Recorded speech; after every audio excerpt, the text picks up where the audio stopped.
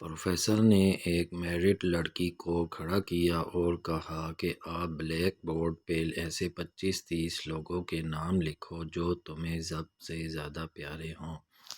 لڑکی نے پہلے تو اپنے خاندان کے لوگوں کے نام لکھے، پھر اپنے سگے رشتہ دار، دوستوں، پڑوسی اور ساتھیوں کے نام لکھ دیے۔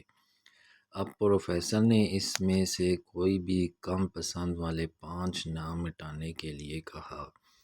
لڑکی نے اپنے دوستوں کے نام مٹا دیے۔ پروفیسر نے اور 5 نام مٹانے کے لیے کہا۔ لڑکی نے تھوڑا سوچا، پھر اپنے پڑوسیوں کے نام مٹا دیے۔ اب پروفیسر نے اور 10 نام مٹانے کے لیے کہا۔ لڑکی نے اپنے سگے رشتہ داروں کے نام مٹا دیے۔ اب بورڈ پر صرف 4 نام بچے تھے، جو اس کے ممی پاپا، شوہر اور بچے کا نام تھا۔ اب پروفیسر نے کہا، اس میں سے اور 2 نام مٹا دو۔ لڑکی کشمکش میں پڑ گئی۔ بہت سوچنے کے بعد، بہت دکھی ہوتے ہوئے اس نے اپنے ممی پاپا کا نام مٹا دیا۔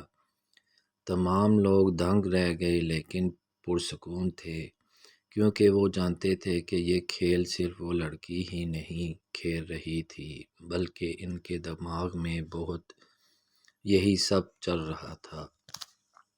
اب صرف 2 ہی نام باقی تھے، شوہر اور بیٹے کا۔ پروفیسر نے کہا، اور ایک نام مٹا دو۔ لڑکی اب سہمی سی رہ گئی۔ بہت سوچنے کے بعد روتے ہوئے اپنے بیٹے کا نام کاٹ دیا۔ پروفیسر نے اس لڑکی سے کہا، تم اپنی جگہ پر جا کر بیٹھ جاؤ، اور سب کی طرف غور سے دیکھا اور پوچھا، کیا کوئی بتا سکتا ہے کہ ایسا کیوں ہوا کہ صرف شوہر کا ہی نام بورڈ پر رہ گیا؟ سب خاموش رہے۔ پھر پروفیسر نے اسی لڑکی سے پوچھا کہ اس کی کیا وجہ ہے۔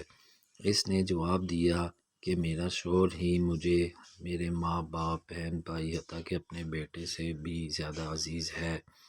وہ میرے ہر دکھ سکھ کا ساتھی ہے۔ میں اس وقت وہ بات شیئر کر سکتی ہوں جو میں اپنے بیٹے یا کسی سے بھی شیئر نہیں کر سکتی۔ میں اپنی زندگی سے اپنا نام مٹا سکتی ہوں، مگر اپنے شوہر کا نام کبھی نہیں مٹا سکتی۔